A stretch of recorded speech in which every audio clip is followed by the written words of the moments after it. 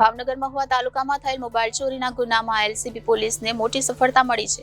કુલ 3 ચોર દ્વારા દુકાનમાં પ્રવેશીને 11 લાખ રૂપિયાના મોબાઈલની ચોરી કરવામાં આવી હતી। એલસીબી પોલીસે 3 શખ્સોને મુદ્દામાલ સાથે ઝડપી લઈ ધોરણસરની કાર્યવાહી હાથ ધરી છે। ભાવનગર મહુવા તાલુકામાં થયેલ મોબાઈલ ચોરીના ગુનામાં એલસીબી પોલીસને મોટી સફળતા મળી છે। કુલ 3 ચોર દ્વારા દુકાનમાં પ્રવેશીને 11 લાખ રૂપિયાના મોબાઈલની ચોરી કરવામાં આવી। પ્રકાશ રાઠોડ, દીપક શિયાળ, શેતાનસિંહ સોલંકી નામના ઇસમોની એલસીબી પોલીસે ધરપકડ કરી છે। 11/2/2024ના રોજ મહુવા તાલુકાના ટાઉન વિસ્તારમાં મોબાઈલની દુકાનમાં ચોરી કરવામાં આવી। ચોરીને અંજામ આપનાર તસ્કરો સીસીટીવીનું ડીવીઆર પણ ચોરીને સાથે લઈ ગયા હતા। દુકાનમાંથી વિવો અને ઓપ્પો કંપનીના કુલ 71 મોબાઈલની ચોરી કરવામાં આવી હતી। એલસીબી પોલીસે 3 શખ્સોને મુદ્દામાલ સાથે ઝડપી લઈ ધોરણસરની કાર્યવાહી હાથ ધરી છે। ભાવનગર જિલ્લાના મહુવા પોલીસ સ્ટેશનના મહુવા શહેર ખાતે ભાવનગર લોકલ ક્રાઇમ બ્રાન્ચના ભદ્રેશભાઈ અને તરુણભાઈ ને એવી બાતમી હકીકત હતી કે કોઈ 3 ઈસમો કોઈ પ્રકારના મોબાઈલ છળકપટથી મેળવી અથવા તો ચોરીના ક્યાંયથી મેળવી અને મહુવા શહેર વિસ્તાર તથા ભાવનગર શહેરના અન્ય કોઈ વિસ્તારમાં વેચવા માટે ફરી રહ્યા છે। બાતમી ચોકસાઈપૂર્વક ખરી કરતા આ 3 ઈસમો એક બાઇક સાથે મળી આવેલા।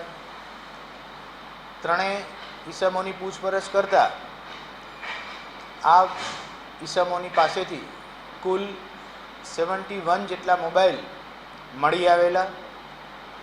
આ 71 મોબાઈલ કઈ જગ્યાએથી લીધેલા છે એની કોઈ પણ પુરાવો પોતે આપી શકેલા નહીં।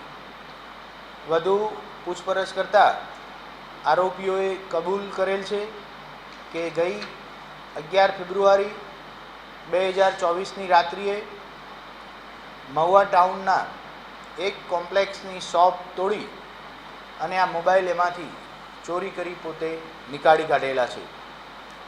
સમગ્ર બાબતે ચોરીનો ગુનો દાખલ થયેલો છે અને પૂરેપૂરા મોબાઈલ રિકવર કરી દેવામાં આવેલા છે।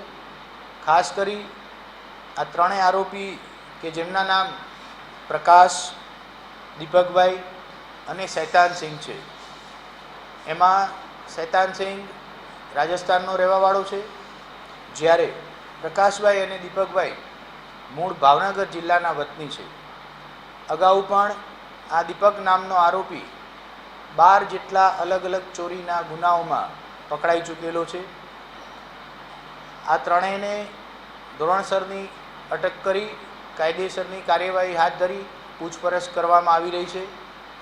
આના સિવાય પણ ભાવનગર જિલ્લાના અન્ય કોઈ જગ્યાએ, ગુજરાત રાજ્યના અન્ય કોઈ જિલ્લામાં કે ભારત દેશના અન્ય કોઈ રાજ્યમાં કોઈપણ પ્રકારની ચોરી, લૂંટ કે ધાડ કોઈપણ પ્રવૃત્તિ સાથે જો સંકળાયેલા હોય તો એ શોધી કાઢવા માટે થઈ ભાવનગર પોલીસ એમની પૂછપરછ કરી રહી છે।